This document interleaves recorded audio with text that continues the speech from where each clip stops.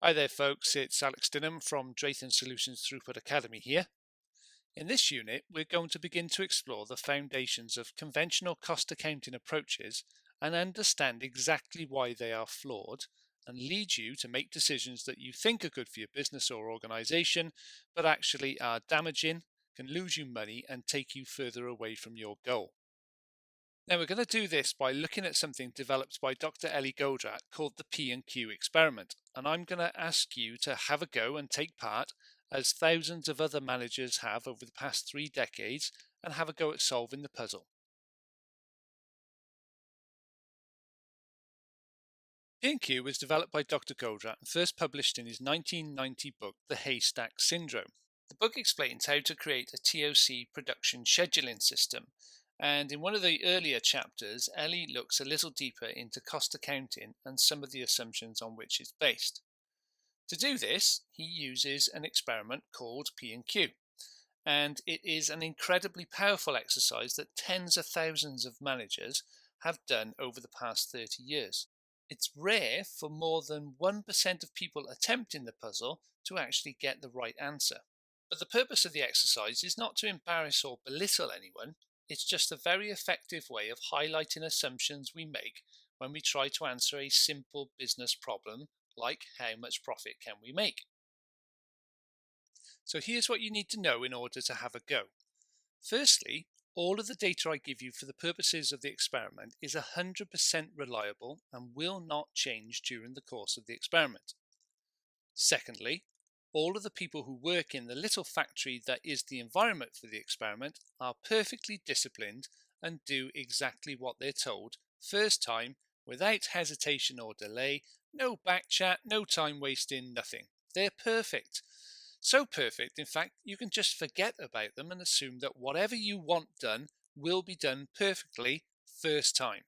Thirdly, the market demand for the products that you make within this small factory is fixed for the period of the experiment. There will be no last minute orders from panicking customers, no customers changing orders or quantities or cancelling. The demand is fixed and will not change. Fourthly, in your little factory, you only have one of each resource and you must work within that resource envelope. No additional resources will be forthcoming or further investment possible within the time frame of the experiment. You just need to work with what you've got in the factory at the start of the week and for the duration of the week. Fifthly, your factory will pay operating expenses of £6,000, pounds, dollars, euros, yen, call them whatever you like, that's up to you. You just do the translation. I'll call them pounds because I'm in the UK. But you will have £6,000 of operating expenses at the end of the week. This covers every expenditure except for raw materials. So, wages, overhead, rent, utilities, insurance, taxes, etc., are all covered in the 6,000. The only other outgoing cost is raw materials. Lastly, the duration of the experiment is just 1 week. It's obviously not a week in real time, but the period for which you will be decision making and calculating the outcome will be over a week. In this particular instance, a week equals 5 days of 8 hours per day and a total of 40 hours.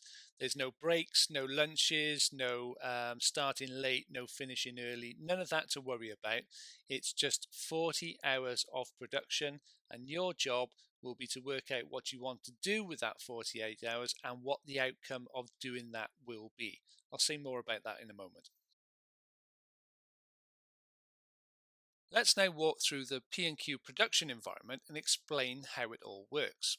Firstly, look at the top of the diagram. You can see two oval shapes, a purple and a green, and in those shapes are the information about the two products that this little factory makes, a product P and a product Q. Let's look at product P, the purple one, first. Product P sells for £90 per unit, and it also tells us in the oval shape that there is market demand for 100 units of product P during the week. Now, as I mentioned previously, this demand is fixed. It will not change. Make 100 units and you will sell all 100 units.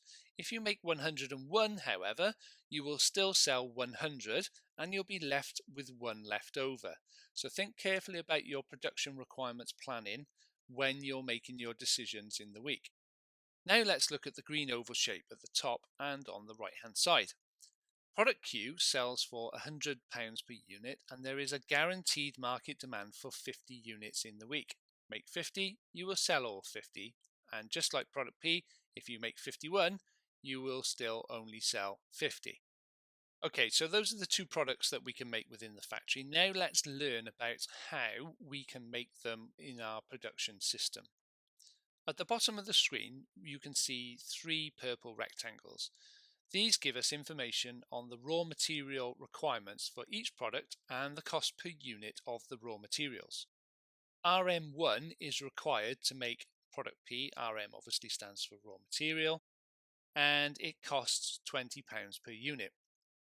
Raw material 2 is required for both product P and product Q, and it costs also £20 per unit. Raw material 3 is required for product Q only, and that also costs £20 per unit. There is also a purchase part that's used in the manufacture of product P. You can see the purple rectangle on the left hand side of the diagram about halfway up, and this costs £5 per unit. So you now know what the raw material requirements are to make both product P and product Q.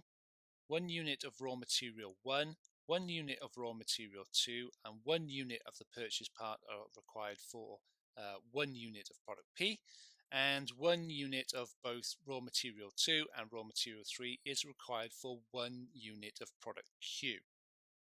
Okay, so that takes care of the raw materials. So now we need to understand how we go about making each of the products. So to do this, we need to follow the routine, and I'll explain this in sequence, and let's look at product P first. To make 1 unit of product P, we must release some of raw material 1 to the green department. Call it a department or a work center or whatever you wish, that's up to you. But immediately above raw material 1, it needs to go to the green department for processing, and in the green rectangle there you can see that each unit of product P, or each unit of raw material 1 that goes to the green department, takes 15 minutes per unit in processing time. Once the green department has finished its processing of 15 minutes, the part then needs to move to the red department, which is immediately above the green department. And you can see in the red box there, department C, red, it says that it will take 10 minutes of processing time per unit before that part is able to move on to the next step in the production process.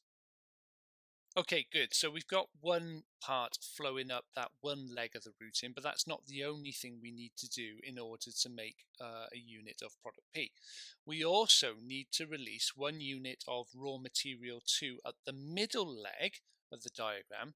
And to do that, the raw material goes from the material release up to the blue department, which you can see in the middle there. And the processing time there is 15 minutes per unit. Once it's finished there, it then goes to the red department for a different operation, this time taking 5 minutes. And once that operation is complete, we've got 2 inputs, if you like, to the final assembly operation. So one that goes up the leg beginning with raw material 1, one that goes up the leg that begins with raw material 2.